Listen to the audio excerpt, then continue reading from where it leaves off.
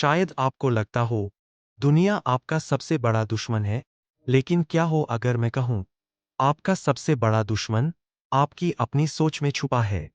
क्या आपने कभी ये महसूस किया है कि आप खुद अपनी ग्रोथ के रास्ते में खड़े हैं? क्या आपकी अंदर की आवाज अक्सर आपको दूसरों से बेहतर दिखने पर मजबूर करती है?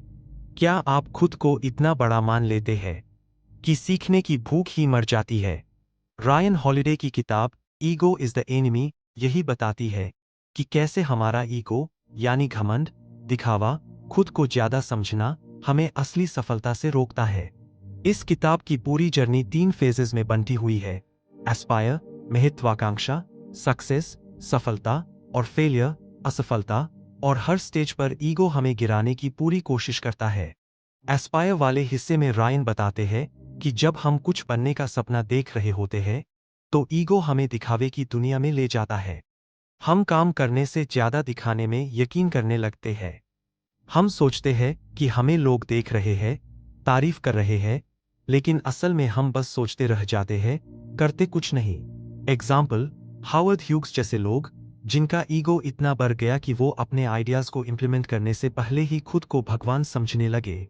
सक्सेस वाले हिस्से में जब हम कुछ हासिल कर लेते हैं, ईगो हमें बताता है कि अब हम परफेक्ट हैं, अब हमें कुछ सीखने की जरूरत नहीं, अब सब हमारी ही तरह सोचे। यही ईगो चाहता है। इसी के कारण कई लोग एक मुकाम तक पहुंचकर वही रुक जाते हैं। एग्जाम्पल, बिल बेलिचिक जैसे लोग इसके खिलाफ जाते हैं। उन्होंने हमेशा अपनी टीम के हर मेंबर को इंपॉर्टेंस दी, खुद को कभी गॉडफादर नहीं समझा, और इसी वजह से वो कंसिस्टेंट रहे। फेलियर वाला पार्ट बताता है जब हम गिरते हैं, ईगो फिर भी हमें स्वीकार नहीं करने देता कि हमसे गलती हुई। हम ब्लेम दूसरों पर डालते हैं, खुद को बेगुनाह मानते हैं, और इस तरह फिर उठ नहीं पाते। एग्जाम्पल, जॉन डेलोरियन ने जनरल मोटर्स छोड़कर खुद की कंपनी बनाई, लेकिन ईगो के कारण वो कभी ऑनेस्ट फीडबैक नहीं ले पाए और इवेंचुअली फेल हो गए। रायन बार बार कहते हैं, ईगो आपको यह यकीन दिलाता है कि आप सब कुछ जानते हो, कि दुनिया आपके अकॉर्डिंग चले, कि आप बिना प्रैक्टिस के भी जीत सकते हो। लेकिन जो लोग वाकई में महान बनते हैं, वो ईगो को मारते हैं और शिष्य बनते हैं। वो हमेशा सीखने को तैयार रहते हैं। अब सोचिए, क्या आप भी हर बार दूसरों को नीचा दिखाकर खुद को ऊंचा समझते हो? क्या आप खुद को कभी गलत मान पाते हो? क्या आप सच में ग्रोथ चाहते हो, या बस दुनिया को दिखाना कि आप कुछ हो? इस किताब में Marcus Aurelius, Eleanor Roosevelt, George Marshall जैसे लीडर्स के जरिए रायन ये बताते हैं कि सच्चे लीडर वो नहीं होते जो सबसे ऊंचा बोलें, बल्कि वो होते हैं जो सबसे ज्यादा सुने। और आखिर में एक बात, Be humble in your aspirations, gracious in your success, and resilient in your failures.